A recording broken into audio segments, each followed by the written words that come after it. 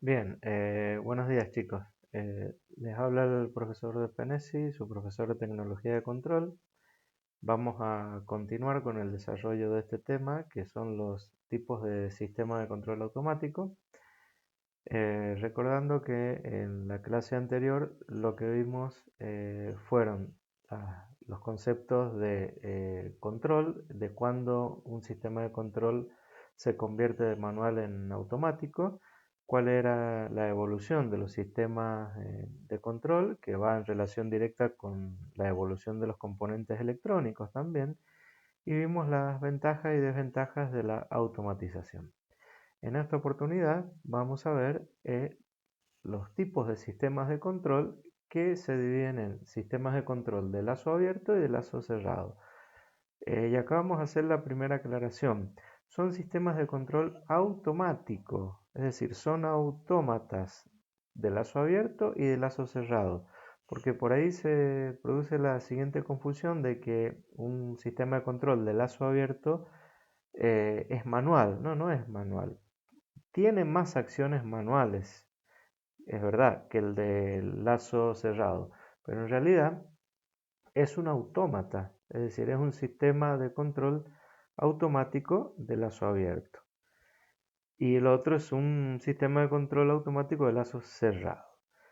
Bien, hecha esa aclaración, vamos a leer un poquito acá. Dice, son aquellos en que la única señal que ejerce una acción de control sobre el sistema es la que entra al sistema, que le denomina señal de referencia o consigna. En estos casos, la salida no actúa sobre la entrada. No hay devolución de información desde la salida hacia la entrada. Por lo tanto, no son sistemas realimentados. Acá tenemos un ejemplo que es un sistema para controlar el nivel de un líquido, de agua por ejemplo, desarrollado con un autómata de lazo abierto. ¿Qué es lo que estamos observando? Además del recipiente, una válvula de salida, una válvula de entrada que vendría a ser eléctrica, por lo tanto es una electroválvula que es manejada mediante un controlador que hace las veces de timer, es decir, es un reloj en definitiva, ¿sí? Manejado o ajustado por el usuario. ¿Cómo sería el funcionamiento? Por empezar, debemos decir que es un poco complicado de calibrar. ¿Por qué? Porque hay que justamente calcular en función de la capacidad de este recipiente el tiempo que tiene que estar en funcionamiento este reloj. Mientras está en funcionamiento el reloj, el agua ingresa a este depósito de agua. Una vez que se alcanza un nivel deseado, que, vuelvo a insistir, está en relación con el tiempo de ese controlador, este controlador le envía la orden a la electroválvula para que se desactive. En definitiva, corta la energía eléctrica a la electroválvula. Ahora bien, el sistema en ningún momento está midiendo el nivel de agua que hay acá. No se entera si el agua ha quedado más abajo, más arriba, más o menos lleno. Justamente es lo que hace de estos sistemas lo que se denomina que trabajen con los ojos cerrados, en definitiva, porque no ven lo que está ocurriendo en la salida del sistema. ¿Qué podría haber ocurrido? Por ejemplo, que esta válvula se tapara o que la presión de agua fuera mayor o menor que cuando fue programado este controlador. Por lo tanto, el ajuste de estos sistemas que trabajan en función de una base de tiempo, o sea, con un timer, es bastante complicado. Bien, eh, es lo que está resaltado acá en amarillo, ¿sí? Que el nivel podría haber quedado por encima o por debajo. Y acá resaltamos entonces que se envía órdenes pero no recibe información este sistema de lazo abierto. Bien, acá tenemos un diagrama en bloques que representa este sistema de control de lazo abierto. Fíjense, el controlador directamente y el proceso. Acá un poco más detallado sería el operario que calibra las consignas y órdenes, que en el caso del ejemplo sería programar en definitiva el tiempo que va a estar en funcionamiento el timer.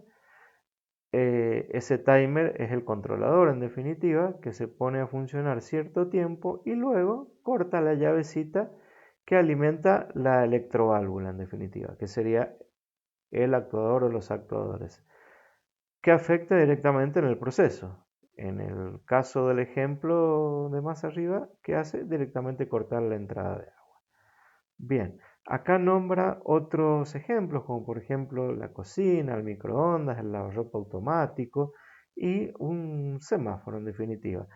Claro, a ver, vamos a tomar algunos ejemplos. Imagínense un microondas.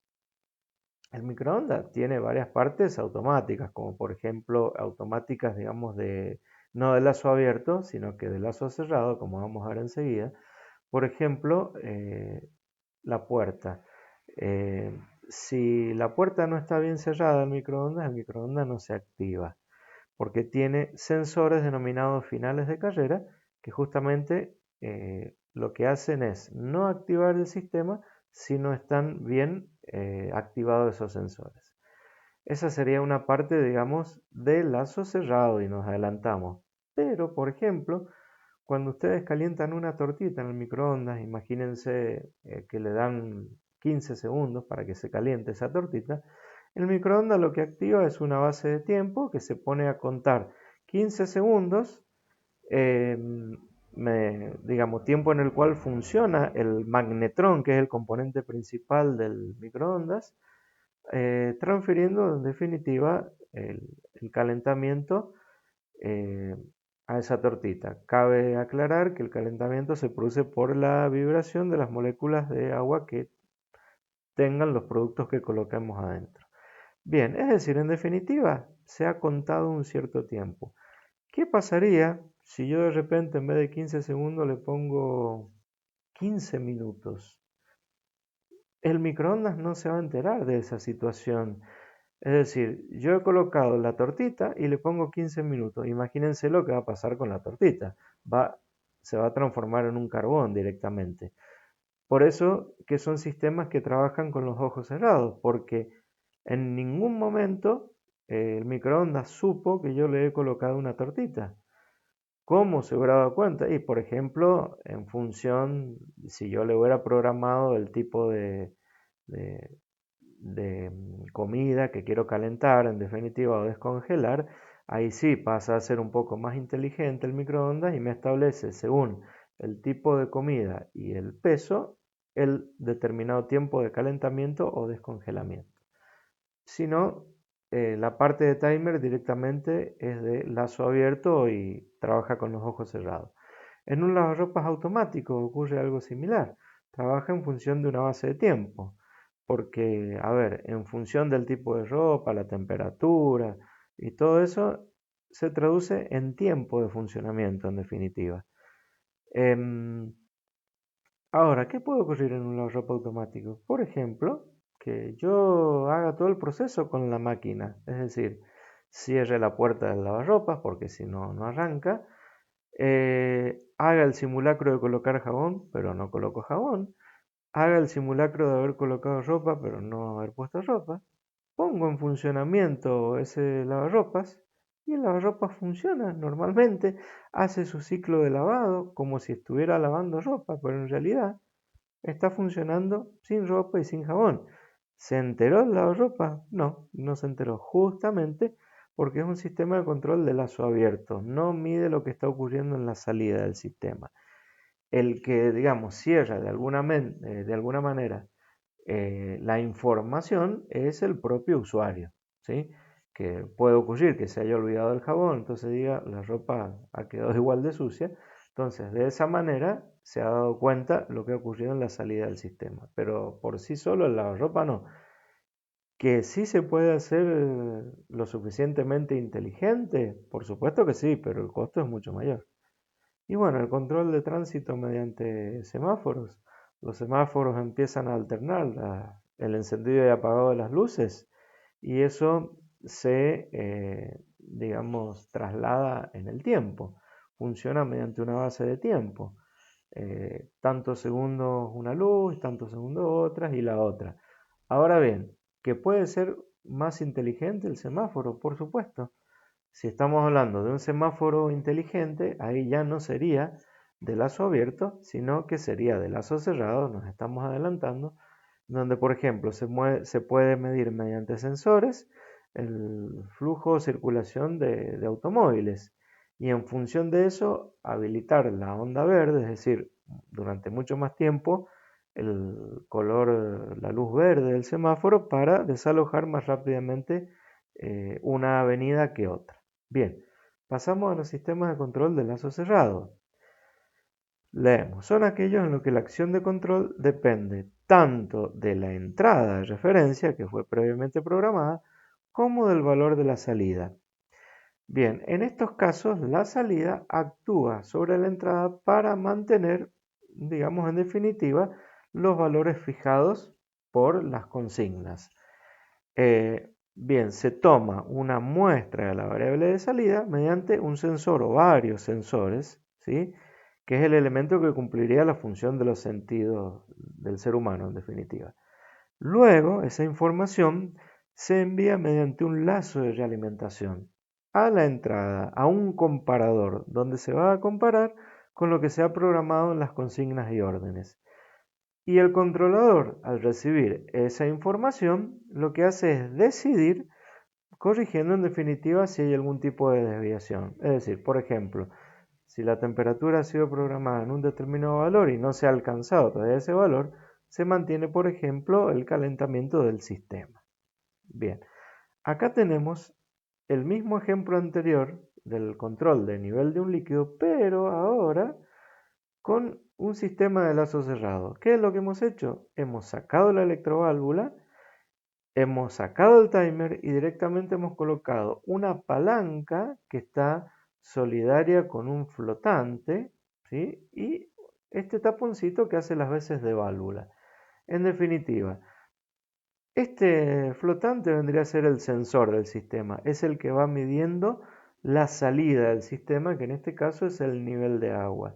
En consecuencia, esa información se la traslada a la palanca para que suba o baje y en consecuencia actúa la válvula abriendo o cerrando el paso de agua. Así de sencillo hemos transformado entonces el sistema de lazo abierto en un sistema de lazo cerrado que obviamente es mucho más eficiente, porque acá no hay que estar programando, ni controlando, ni activando ningún timer. El flotante, el sistema flotante, palanca y válvula trabajan solos, trabajan automáticamente. Más allá, vuelvo a repetir que el otro sistema también es automático, porque el timer funciona automáticamente. Bien, acá tenemos el diagrama en bloques de un sistema de control de lazo cerrado, donde la única diferencia es esta de acá. Se toma una muestra de la señal de salida, se envía mediante un lazo de realimentación, que es uno o varios sensores, a un comparador. Se compara lo programado, ¿sí?, con lo leído a la salida, y ahí en definitiva, hay una señal que se denomina de diferencia o de error, que es analizada por el controlador y en función de eso activa o desactiva los actuadores que van a manejar el proceso a controlar. Acá estaría un poco ese detalle del cual les estuve hablando, ¿sí? Tenemos el operario que programa las consignas y órdenes al controlador. Tenemos los sensores que toman la información de salida del proceso, lo envían a ese controlador, se compara y el controlador actúa en función de esa señal de error, en definitiva. Y los actuadores son los que van a activar o desactivar determinadas partes del proceso. Bien, se realizan tres acciones en los autómatas de lazo cerrado. Esas son medir, decidir y actuar. ¿Quién mide? Un sensor o varios sensores. ¿Qué se mide? La variable que se va a controlar, ¿sí? La variable que se va a controlar. Decidir. ¿Quién decide? El controlador. ¿En base a qué decide? Y en base a lo que se midió mediante los sensores. Bien. Y actuar. Acá el actuador va a ir en función de lo que decida el controlador. Entonces los actuadores van a funcionar o no en función de lo que el controlador decida. Recuerden que este controlador es automático, puede ser un sistema mecánico, electromecánico o electrónico directamente. Bien, Acá dice que el autómata del lazo cerrado controla la salida a partir de las variaciones que detectan los sensores. Entonces puede corregir esos errores para justamente corregir y realizar más eficazmente el proceso. Además logran la estabilidad del sistema mediante la realimentación. Bien, acá tenemos un ejemplo. En este gráfico es un regulador de Watt que se desarrolló para controlar la velocidad de las máquinas de vapor. Bien, ¿cómo funciona esto? Acá tenemos el ingreso de vapor, tenemos un eje que va girando, tenemos dos bolillas de acero que van girando en un paralelogramo, y a medida que aumenta la velocidad de giro de estas bolillas, el paralelogramo se va achatando, con lo cual se cierra la válvula de entrada de vapor, con lo cual si se cierra justamente esa válvula, el vapor que hace correr a esta máquina disminuye su velocidad. Y de esa manera, además de reemplazar el operario que controlaba la velocidad, se regula automáticamente la velocidad. Este es un ejemplo, digamos, típico de un servomecanismo. Fíjense cuándo fue desarrollada la máquina de vapor, posteriormente se le incorporó el regulador. Bien, acá pasamos a ver los elementos de un sistema de control automático que ya hemos estado hablando desde un principio de año. Les voy a mostrar primero el diagrama, así se ubican. Fíjense que como cerebro hemos ubicado a nuestro controlador que recibe energía eléctrica, que recibe un programa, es decir, un software de programación, y recibe la información de los sensores y decide qué hacer con esa información y activa los actuadores. Y entre medio, es decir, entre los sensores y el controlador, existen interfaces de entrada, que ya veremos qué es, y entre el controlador y los actuadores, interfaces de salida. Decimos ahora rápidamente que estas interfaces adaptan la información leída por los sensores a un lenguaje que pueda entender el controlador y viceversa. La interfase de salida adaptan el lenguaje del controlador a la información que entiendan los actuadores. Cuando hablamos de lenguaje hablamos de software, de energía, o sea, de tensión, intensidad de corriente, etc. Bien, pasamos a leer cada uno de ellos. La señal de entrada de un sistema son las instrucciones que el hombre le da al autómata. Son las consignas y órdenes. Y obviamente deben estar en un lenguaje que entienda este controlador. Ese lenguaje es mediante un software de programación, que normalmente son palabras escritas en inglés, que muchas veces esas líneas de programa automáticamente son convertidas, son escritas a partir de un diagrama de flujo como lo que estamos haciendo en nuestro sistema. Es decir, se diseña el diagrama de flujo, después un programa depura o convierte ese diagrama de flujo en instrucciones para ser entendida por un controlador. Son palabras en inglés, ¿sí? Que obviamente cada línea de programa tiene una orden que tiene que seguir el controlador, pero obviamente este controlador no entiende palabras en inglés. Esas palabras en inglés son convertidas normalmente al lenguaje binario, es decir, ceros y unos, mediante los cuales se programan los microprocesadores. Bien, el controlador recibe, memoriza y elabora las órdenes para la ejecución del proceso, ¿sí? En función, obviamente, de las consignas del operario y también en función del software que tiene programado. Y acá dice que puede ser tan complejo como un simple mecanismo, como vimos en el control de nivel, o una computadora, con uno o varios procesadores. Bien, los sensores son elementos en definitiva que capturan la información de las variables, ¿sí?, que están ocurriendo en el sistema y la traducen al lenguaje del controlador. Los actuadores constituyen los elementos generadores de movimiento que ejecutan las órdenes proporcionadas por el controlador. Por eso pueden ser, por ejemplo, válvulas, electroválvulas, motores eléctricos. cilindros neumáticos, bien, y se pueden construir con sistemas mecánicos, eléctricos, electrónicos, poleas, motores, servomecanismos, etc. Bien, y acá el tema de las interfaces que habíamos explicado un poquito acá.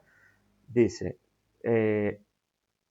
vamos directamente al grano, que adaptan la señal para que sea entendida por el controlador, ¿sí?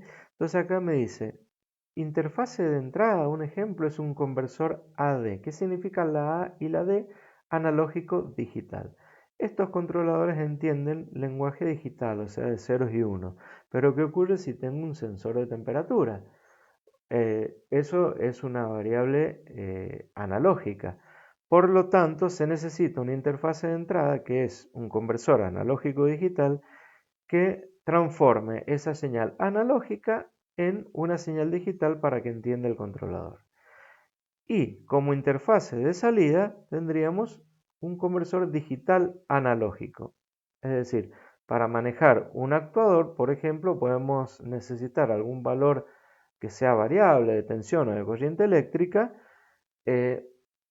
Entonces se convertirá de digital, que es lo que sale del controlador, a eh, analógico, por ejemplo, para accionar un determinado actuador. Cabe aclarar que estas interfaces de entrada y de salida normalmente forman parte de ese controlador, es decir, están en el interior del controlador y dicho controlador tiene sus entradas y sus salidas analógicas por un lado, digitales por otro. Bien, la fuente de energía obviamente nunca puede faltar y el programa que es en definitiva las instrucciones que tiene que seguir el controlador, que sería el software en definitiva. Bien, voy rápido para que no se haga largo el video, que ya está por terminar. Acá tenemos una especie de ejercitación que quiero que vayan pensando, a ver si les va saliendo. Dice, dado el siguiente sistema de control, que ya hemos estado trabajando con sistema de control, fíjense, tenemos un tanque de agua, tenemos un flotante, tenemos una válvula de entrada, es decir, algo que está más arriba en los apuntes. Tendríamos que dar la explicación del funcionamiento. Esa es la pregunta A. La pregunta B dice, ¿qué tipo de autómata es este que está acá? ¿Sí? La pregunta C, ¿y por qué obviamente? Y la pregunta C me dice, convertir al otro tipo de autómata y nombrarlo, o sea, decir a cuál lo has convertido. ¿Qué significa esto? Que si este es de lazo abierto, lo tenés que convertir a lazo cerrado, y si es de lazo cerrado, convertirlo a lazo abierto. Obviamente habrá que sacar y agregar algunas cosas, que según la teoría que les he explicado, ustedes verán cuál es. Después les pregunta si con esas modificaciones el sistema funciona bien o funciona mal, mejor o peor. Y el último punto dice que hay que identificar los bloques medir, decidir y actuar. Que esos bloques, recuerden, están en los de lazo cerrado. Si ustedes dicen que este es de lazo cerrado, habrá que identificarlo acá. Si es de lazo abierto, primero habrá que convertirlo a lazo cerrado y ahí identificar esos elementos. Bien, y el 2 me está hablando de otro ejemplo, de una caldera eléctrica que recibe la energía térmica de una resistencia eléctrica, ¿sí? Esa resistencia eléctrica recibe energía eléctrica, pero siempre y cuando la válvula esté activada por un timer, que va a programar un operario, ¿sí? Y obviamente el operario también controla la entrada de agua a esa caldera eléctrica. Y la salida es agua caliente. Bien, idem dice, o sea que tienen que hacer exactamente responder, mejor dicho, las mismas preguntas que en el punto 1. Bien, después vamos a agregar otro ejercicio, a ver si ya lo tomamos como evaluación.